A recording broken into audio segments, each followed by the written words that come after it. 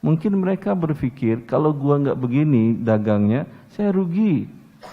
Karena orang-orang jual murah dengan cara begini. Iya atau tidak? Hah? Si fulan semuanya begini.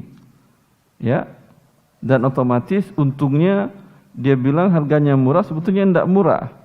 Kalau saya jual dengan harga standar biasa tidak begini, saya pasti tidak ada pembeli. Ini caranya betul, cara berpikirnya atau salah? Ini yang perlu diperbaiki. Cara berpikir Anda berdagang. Anda berpikir, dan ini banyak kasusnya, bukan kasus satu ibu ini saja. Banyak kasusnya. Semua orang beranggapan, kalau nggak gitu saya bisnis gimana caranya Ustaz? Benar saya untung. Dia berpikir rezekinya itu berdasarkan dari logika dia dalam berdagang. Trik-trik dia dan strategi bisnisnya. Bukan dari Allah rezekinya. Kalau Anda tahu rezeki Anda dari Allah, ikuti syariat Allah, bukan menentang syariat Allah. Kalau kita nggak curang, dari mana kita bisa makan? Ya. Semua orang curang. Ini cara berpikir yang salah. Coba Anda katakan, tanpa menjelek-jelekkan orang lain. Ibu, kok lebih mahal? Anda tidak menipu. Ibu, kok lebih mahal? Ya, modalnya mahal, Nak. Ya, tapi insya Allah timbangan saya benar. Dan pun tidak Anda sebutkan timbangan Anda benar, Anda katakan ya memang segitu harganya, dia akan berasa atau tidak si pembeli-pembeli tadi?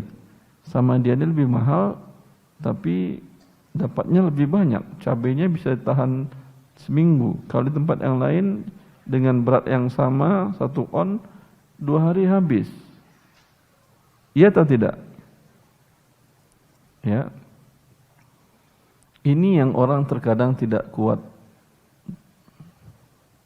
tidak mengerti dalam mencari rezeki Allah.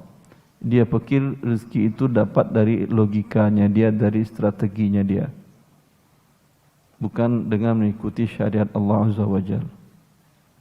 Sering saya mencontohkan tentang kisah 2 sahabat Rasulullah SAW, antara Utsman dengan Umar bin Khattab radhiyallahu anhuma, di mana Utsman membeli budak dari Umar bin Khattab. Setelah Utsman membeli, beberapa hari kemudian dia komplain kepada Umar bahwa budak yang kau jual itu cacat, ada sakit kulitnya. Kata Umar, tidak. Setahu saya dia tidak ada penyakit kulitnya. Kalau ada itu berarti di tanganmu. Saya enggak mau menanggung. Lalu kata Utsman, kalau gitu kita bawa ke Qadi, Syuraih al-Qadi. Kata Syuraih al-Qadi, al-bayyinatu 'ala al-mudda'i wal yaminu 'ala man ankar. Bukti dikemukakan oleh orang yang mendakwakan, dan sini buktinya jelas dan sudah dikemukakan oleh Utsman, ini ada cacatnya. Kalau engkau mengingkari, engkau wajib bersumpah atas nama Allah Azza wa Jalla bahwa saat engkau jual tidak ada cacatnya.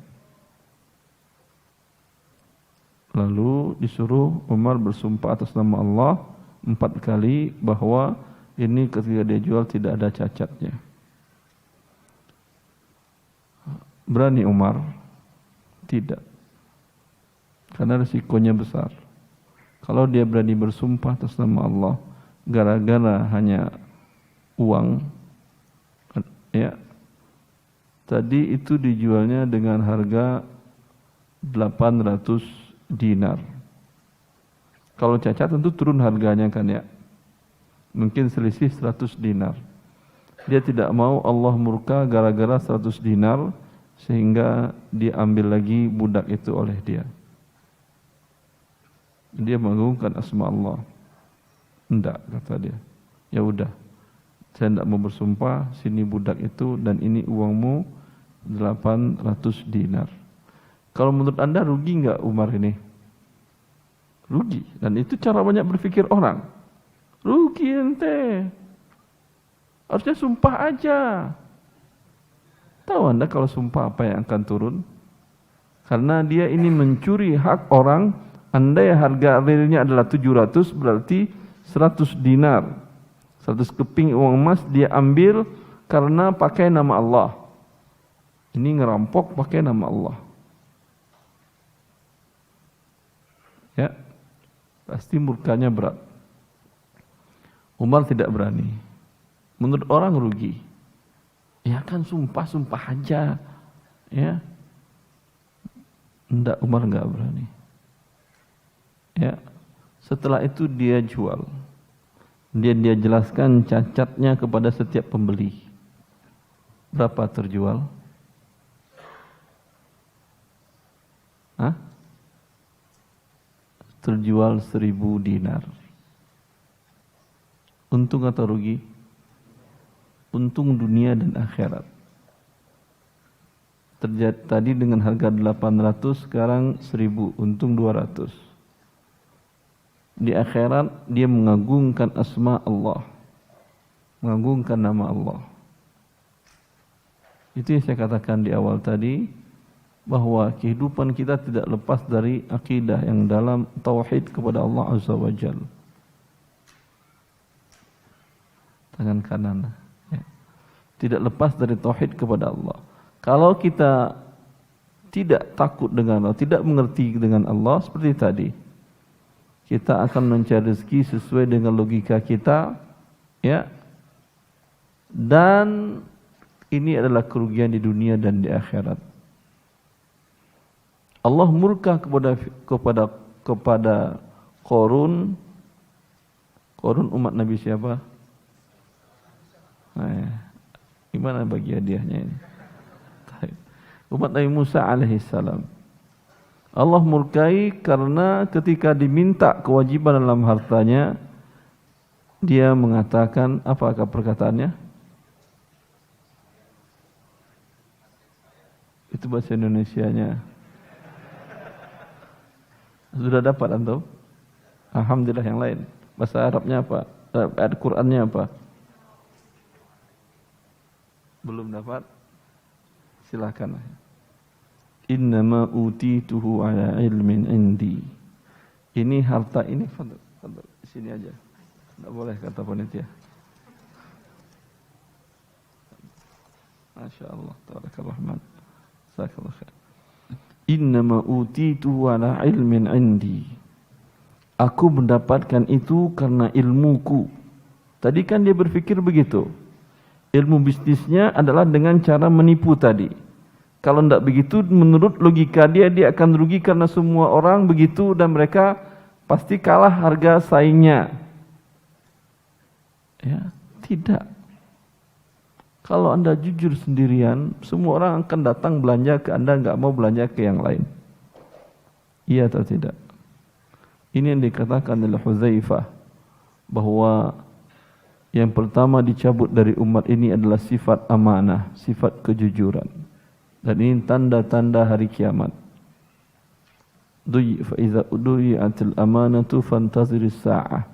Bila sifat amanah, ketidakjujuran, kejujuran tersebut dilalaikan oleh kaum muslimin, oleh manusia, tunggulah kiamat datang.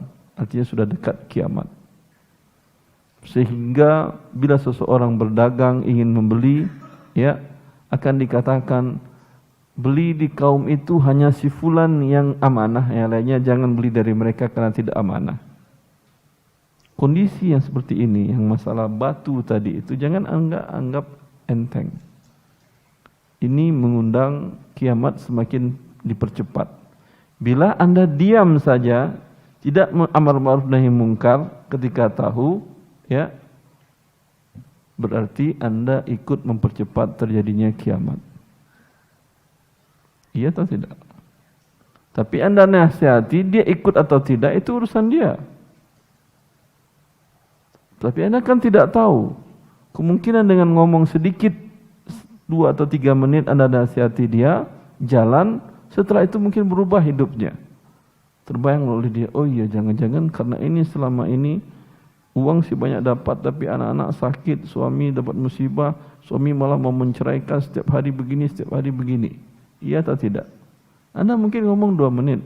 Maaf ibu, ini saya lihat, saya tidak bermaksud apa-apa. Ini Allah memurkai jual beli yang timbangannya curang. Ya, bahkan Allah mengancam dalam Al-Quran surat.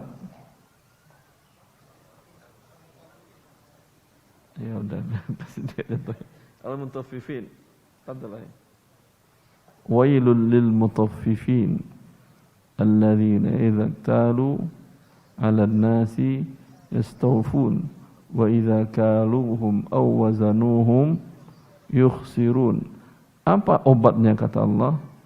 Ala yazunnu ulaika annahum mab'utsun li yaumin 'adzim yauma yaqumun nasu li rabbil alamin. Ini obatnya, solusinya. Ya.